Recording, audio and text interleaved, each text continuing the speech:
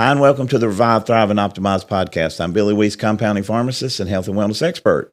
Glad to be joined today by my co-host Janet and behind the scenes, producer Mike. Good morning. How's everybody today? Good, and I'm excited to talk about peptides again. Yeah. So we did peptides part 1, and maybe you want to give us a little review, and then we'll go on to peptides part 2. Well, I think the biggest thing to review, if somebody hasn't listened to part 1, is that what is a peptide? What does that mean? Because it's such a big buzzword today. And so peptides are simply small amino acid chains or short amino acid chains that signal the body to take an action. So they either signal the body to turn on something or turn off something. And so they can be very powerful compounds when used properly. And so we talked about things last time about, we did a lot on GLP-1s, which are kind of the hottest topic of today. That's your Ozempics, your Mounjaros, your semaglutides, tirzepatides, those things. And talked about how they work, but how they shouldn't be used as a crutch. We need to fix the foundations, the food, the water, the supplements, hormones, the exercise, the sleep, and the hormones before we start jumping into peptides. They're not magic bullets. They shouldn't be used that way. We should make lifestyle changes, then address peptide use if we want. We talked about how a lot of peptides are on a DEA category 2 list, which means they say that they're not studied enough or safe for at this point for human use. So some people are using research peptides.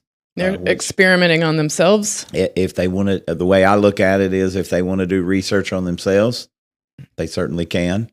That's everybody's individual thoughts, whether they want to do that or not. The main thing is they need to make sure they're getting a quality product. Obviously, we don't want to inject anything or take anything that is not quality, which we talk a ton about quality of supplements. I mean, you can Google the stuff online and you can get them all day long. You got to be really careful.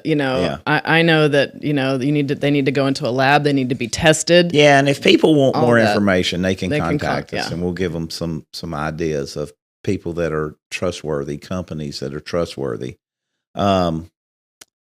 But yeah, so we talked about immune system peptides. We talked about fat loss peptides. We talked about growth hormone stimulating peptides. So we talked about a lot of categories, but there's obviously a lot to go. All right. Well, I'm gonna help us pick up where we left off, because we did talk about fat burning. We talked about how to retain muscle, and one of my favorite topics is the next one, which is just broad topic of anti-aging. Yeah. So there's 2 that are really good for that. One's called MOTS-C. Yeah. And one's called epitalon thymolin. Epitalon thymolin. Yeah. So MOTS-C, I've never taken either one of these, but I don't know. I don't think of MOTS-C so much as anti-aging. Okay. Some people may certainly put it in that category, but MOTS-C is in the category kind of like we talked on the last one about 5-amino 1-MQ. MOTS-C speeds up our metabolism.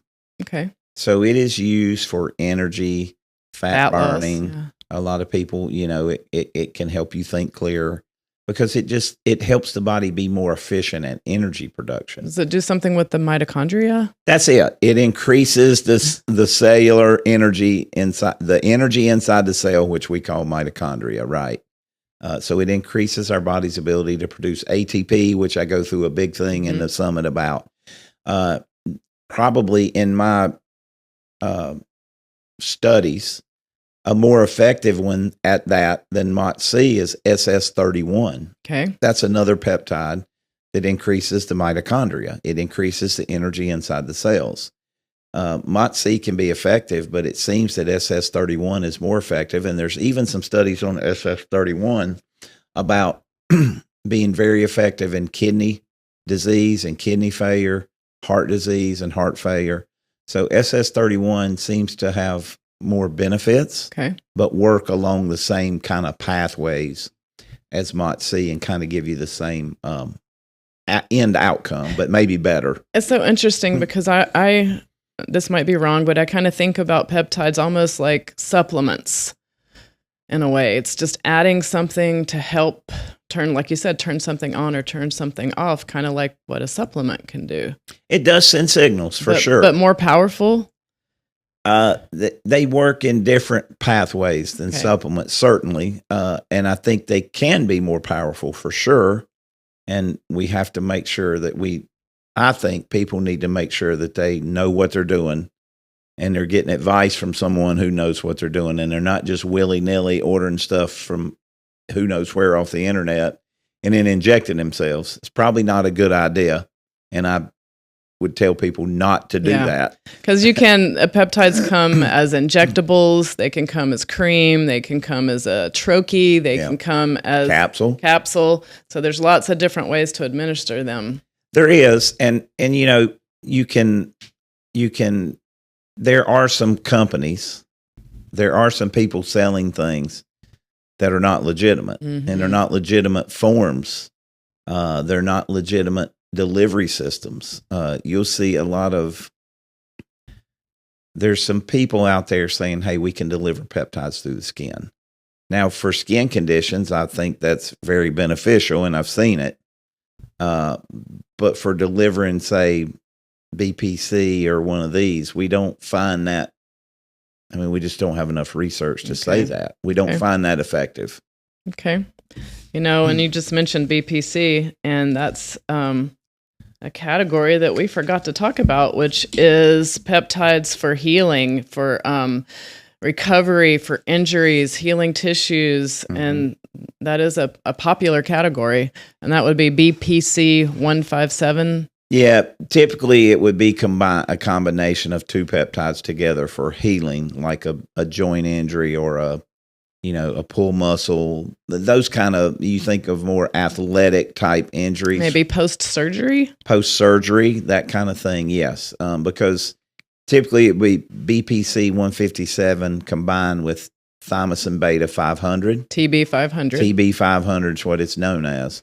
So typically that combination in the studies, can certainly bring healing. Now, again, these are on the DEA Category 2 list, research purposes only, not enough studies for human use. But a lot of people call BPC 157 and TB 500 the Wolverine healing stack because they've had such good results with, say, a shoulder injury or a knee injury or a recovery after surgery, those kind of things, a pull muscle. It seems to be very commonly used for those types of things. So that category, and when I learned about it through the internet, I'm a member of the International Peptide Society. When I learned about BPC 157 and TB 500, they were not on a Category 2 list. So I learned about them from an orthopedic doctor who was using it routinely and talked about all the amazing results, how he wasn't having to repair meniscus and he wasn't having to repair ACLs. And, I mean, he told all these people stories of patients he had that had these amazing results. So that one kind of is like a magic bullet. I think it's, like you said, it's the Wolverine healer. Yeah. Yes. Same. We had our doctor, turn us on to that. And we even were able to, it's been a year since shoulder surgery was scheduled and now a year out not needing it because of using BPC. We get a lot of those kind of stories with BPC. I had a buddy who recently really, really hurt his knee. And he called me and he said, hey, is there anything I can do? And I said, well, these are not approved, but here's something you can do. Here's a legitimate source. And he was worried because his daughter was getting married just a couple of weeks later. Supposed to walk down the aisle. Needs to walk down the aisle. He had a lot of stuff to do. They were moving them and all this kind of stuff. He's like, I can't be like this. He was on crutches. And after about 3 days, he was like, man, that's the most amazing stuff ever for my knee. And it takes about 2 days and then he's like, I had to go pick up a bunch of wedding stuff at Walmart. And he's like, I walked with no problems after just a couple of days. Amazing. He's like, there's no way. It was 2 or 3 days. I don't remember exactly, but he was like, the healing was really fast. Well, one of the things that so many of us need to heal is our gut. Yeah. So I know there's peptides out there that are specific to healing your gut. And when I decided to really change my lifestyle, I came first and took your class, which led me to take your class every year for 10 years straight. Right. It's so amazing. And then I came to you and said, okay, I'm ready to get really serious. I want to build some muscle. I want to burn fat, and I want to anti-age. And the first thing you said was, well, what's going on with your gut? Right. And so I started looking at ways to heal my gut, and there's peptides that do that. And we're talking about BPC 157. There's an oral version. Well, here's the really, and this is where you get into companies that may not have your best interests at heart, and maybe they don't know. Yeah. Because they hadn't done the research, or just they're not members of the International Peptide Society and don't know. But yes, BPC 157 can be taken orally as well as injected near an injury site. The problem is there is a different form of BPC, a different salt form of BPC 157 that should be injected, and a different salt form that should be used orally. So if you take the injectable form orally, it's not going to hurt you. It's probably just not going to help you. You have to have the right forms, and that's why you need to have somebody who's an expert who knows what's going on before you just go out and say, oh, I bought BPC 157 capsules, going to help my gut. If it's the wrong form, it's probably not going to do anything. And they're expensive, so you want to talk to somebody who's experienced like you, who knows about the different forms, what they do, and how to use them, and things like how to dose them, because that's where we get messed up with some of the GLP-1s, with the dosing being too high. Or I think that sometimes certain peptides you need to cycle. You're only taking them for 30 days on, 30 days off. Certain peptides need to, almost all peptides should be cycled. Like, you shouldn't use them continuously. Because your body gets used to it? Or? Yeah, your body will just build a resistance, right? It'll start to build antibodies, just won't give you the effect. Okay. So, we need to use the lowest dose, I think, that works. And the drug companies don't necessarily think that way, right? They want you to continue to use higher and higher doses, and then you probably are either stuck on a higher dose or some kind of maintenance dose, and you're not able to come off without some, you talked about it. Some people then gain all their weight back or whatever. So they need to be used properly. We don't always want to speed up our metabolism with something like a MOTS-C or SS31, like a 5-amino. They're not meant to be used all the time, because you can create some, what we call reactive oxygen species. Mm-hmm. Or oxidative stress.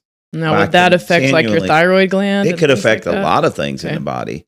We just don't always want to be hammering these pathways. So there is a science to having a method to the madness.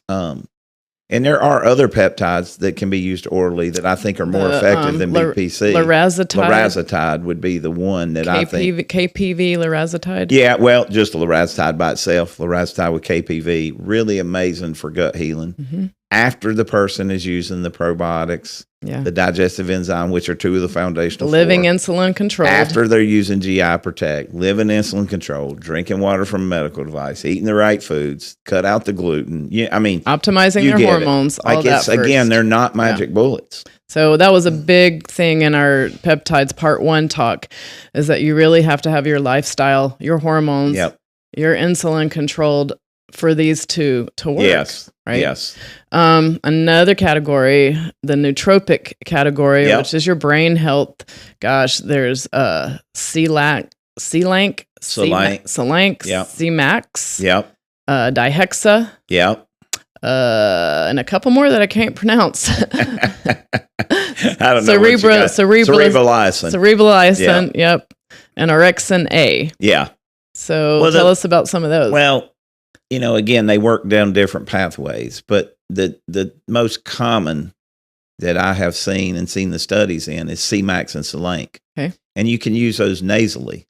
Oh, so it's like a spray. A nasal spray, and they work really well for helping the brain function better. Like maybe from a stroke? Yeah, a lot of traumatic brain injuries and stroke victims have benefited from a C-Max and Selenk. Not that somebody else couldn't, but there is definitely research that shows that these can help repair and restore, traumatic brain injuries. The pathways like from strokes, those kind of things. What about memory loss, Alzheimer's, a lot of people, a lot of researchers show that those can definitely help with like memory loss, Alzheimer's, those kind of conditions too. Some people will use, like you mentioned, cerebrolysin. They'll use that on a periodic basis to prevent. They use some of these things as preventative to a memory issue. Now, again, these are all research purposes only. They're not approved by the FDA at this point. So, but the one that I have seen the most people that have used and experimented with and had most success with is I do have some stroke patients who have chosen to get C-Max and Selenk for themselves, and they have had really good results for sure. Not so much experience with some of the others. Dihexa is certainly very promising in the research, for sure. Typically, that one is a little bit tricky on how you should dose it. A lot of people think that it should be the best way is a cream that you would rub like on the back of the neck, and it's a cream that we use in compound and design to help push a substance through the fat cells into the blood-brain barrier. Okay. But again, not approved, not something I have a lot of experience with. Okay. We like to think of ourselves as biohackers. Yeah. And biohackers tend to want to research all this stuff and then find out other people who've been doing it and collecting results, and then maybe even going as far as experimenting on ourselves and collecting data and, and doing it, like you said, to prevent as a preventative thing. And, I love this stuff. I've been trying to use peptides for about 10 years. And, but here's what I want to back up and say. So I spent a good deal of money using peptides for about 8 years. Maybe they worked, maybe they didn't. Mm-hmm. When I changed my lifestyle, when I optimized my hormones, and when I really started living 24/7 insulin controlled, that's when all of a sudden the peptides felt like magic bullets. Like that's when they started working. Yeah, for sure, Janet. I mean, those pathways, when we don't have adequate protein and we don't have adequate nutrients, right? We're not taking the right multi, we're not taking the foundational 4. Those pathways are not primed. It's kind of like priming, people talk about priming a pump or whatever. Mm-hmm. You might have heard that term before. It's the same way with the body. Yeah, you can give a peptide and say, hey, push this pathway. But if the parts and pieces are not ready, if you don't have the most basic parts there, that pathway is not going anywhere. Yeah. And so you literally are probably wasting money. You're just putting gas in your engine, but there's no engine. Right. That's exactly a great analogy, Janet. You're putting gas in, but you're not going anywhere. Yeah. And so no matter what you do until you fix the basics, I would not suggest jumping on the peptides. I would not suggest jumping on the hormones until you fix the other basics, right? The food, the water, the supplements, the exercise, the sleep, which the hormones can help all that. Mm-hmm. But you can't just, like, people go to a clinic, and they expect a miracle because the clinic puts them on testosterone or the clinic puts them on Ozempic. And that's not going to happen. You have to put the parts and the pieces in place that give the body what it needs in order to work. The body is very intricate in the fact that it needs certain things for these pathways to be pushed. And so if you're going to not give the body those certain things, and most of them are not hard to do, they're basics.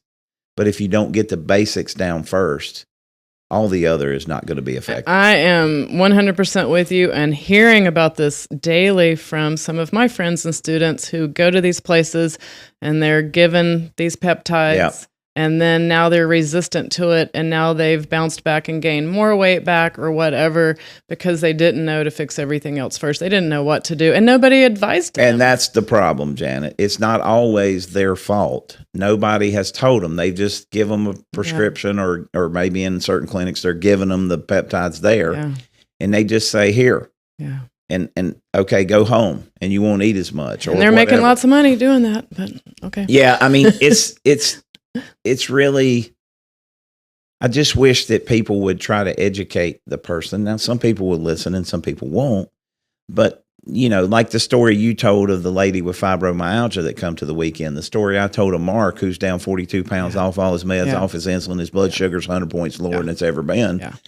Those people fix the basics first. And one of the things that Billy keeps talking about with the basics, he keeps talking about foundational 4. And I just want to go over how simple it is and what foundational 4 is. And how inexpensive it is for what it does for you. Exactly. So he's saying that you're saying that we need your multivitamin, your magnesium, digestive enzyme, and probiotic every day. And that combination of those foundational 4 supplements in the right forms that you've made so that our bodies can absorb them, pharmaceutical grade, that's the first thing we need to do to get going. And then I would say add vitamin D with K. Yeah. Make sure we got that. And then a few other things that maybe you need depending on what's going on with your health. Do that first. And that alone, for so many people that were at the class, fixed everything they needed. Well, they feel better, right? They're more effective at producing energy. They sleep better, and their gut health's better. And so that's why they're the foundation. Yeah, and you have more control. You make better choices because you feel better, and then you see changes in your body, and that gets you excited and you're motivated. And so that alone I'd say do that before you ever thought about taking a peptide. Well, we talk about this a lot, Janet. It's how so many people have fallen into the trap of they feel as good as they think they can feel because they don't realize that just some basic nutrients, the right supplements, can change the way their body produces energy, the way they sleep, the way their body uses insulin and sugar. And so it can literally turn on just like these amazing benefits from some of the most simple things when they've been, a lot of times I see these people that are buying all these expensive, I'll call them one-off specific supplements, and they're forgetting all the basics. Yeah, and the taking one-off these other specifics not going to work. Yeah. It's just like trying to throw testosterone at somebody who's nutrient deficient, or throw BPC or ipamorelin or any of them at somebody who's nutrient deficient. It's not going to work. Not going to work. Not going to work. So they're not magic bullets. You have to have everything else in line first, and you have to know how to cycle them, the length of the cycle, which ones you combine together. There's different ones you can stack. You can take more than one. You got to know what time of day. Some you take with food, some you take without food, some you take at night, some you take in the morning. Yeah. So there's so many different details that go into it. So please talk to us about getting you the correct information and from the correct sources. Yeah, I mean, I literally think that a business could be a peptide expert who did consults all day. I want to be one of those. I literally think that I could probably just start advertising. Hey, I'll help you learn peptides, how to use them, give you some advice on which ones. But they're mostly experimental. One of the most exciting things is, Janet, as we finish up here, is we were making a peptide cream, a very powerful skin peptide cream. It was called Ageless Blue, and it was amazing. And then we weren't able to get all the peptides for a short term, all the ingredients that we needed, because there's multiple peptides in here. But we've been able to get them back in. Sue is now compounding it again. Oh, to make sure that it used to be that we could compound it as an over-the-counter, we'll call it product, like you would go into. It was amazing. Belks and buy a skincare. But because of some of the ingredients that we're using, anybody can get this compound from us at Prescriptions Plus, but we need their provider to just write a prescription. So what would I say to my doctor? We have a lot of people who are writing prescriptions for the peptide skin cream called Ageless Blue. So if I went to my doctor and said, can you prescribe Ageless Blue? That's all they have to do. Peptide cream, Ageless Blue, however they want to write it. Okay. Very simple. Women absolutely love it. I had a neighbor. I didn't just put it on my face. I was putting it everywhere. I had a neighbor who wanted 6 for Christmas gifts for all her family, for the daughters and the daughter-in-laws, because of how powerful this peptide cream really can be for skin conditions. Yeah, everybody needs to remember that Ageless Blue, and I'm so happy to find out today that now I can call my doctor and say, write me a prescription. Right. So many people are spending, especially women, I would say, ton of money on toxic skin products when they probably would get, I would tell you they will get a lot more benefit out of this Ageless Blue type product than they will all these expensive things they're buying that have toxins in them. Now, one of the things that I did when I formulated this was not only did we include the peptides that make the most sense and work, but we made sure that we weren't including any of the banned, or what I'll say should be banned, toxic, cancer-causing, forever chemicals, hormone disrupting chemicals. We don't have any of that in this product. And it's in a glass jar, right? So it's very clean. It's very safe. It's in the right form so that our skin can absorb it, our bodies can use it, and all that. So, and that's a peptide we didn't even talk about. Is it's called GHK. Yep. We didn't get to it, but it has amazing benefits for the skin. Yeah. Yep. Really. Yep, that is the whole category. And that's only one of many peptides that's in there, but that's the one that's most commonly talked about that people may have heard. The GHK-Cu or GHK copper. GHK peptide. Copper, GHK-Cu. I'm in a women's group, and they're bringing that one up all the time. Yeah, it's really powerful for the skin. So I got something else to throw at you, and I think that this will be our next podcast. Before I forget, I want to make sure I'm clear. Okay. GHK-Cu or GHK copper is FDA approved for skin products. That's why we're able to compound that, have your doctor or nurse practitioner, PA, send in a prescription. We can compound that because it's an FDA-approved peptide externally. Okay. Now, some people inject GHK-Cu. It's not approved for that. That's category 2. Okay. Not sure about human safety with that. But as far as skin, it's fully FDA approved. So I should point that out because we've talked so much about how some are not FDA approved and some are. That is approved for this use. And we need a prescription, and you compound it. Yeah, because it's compounded, Janet, with some of the new laws that have come into effect. We used to be able to compound and make something over the counter. Mm-hmm. Now, because of some of the new rules and regulations, it needs to be a patient-specific compound. So if your provider writes, Janet, Ageless Blue, it's now patient-specific. It just takes all the burden off. It makes everything 100% by the new regulations that have been put in place. And so obviously we're going to follow all the regulations. Now with regulations, and maybe I'm going off on a tangent, but this is how I see it.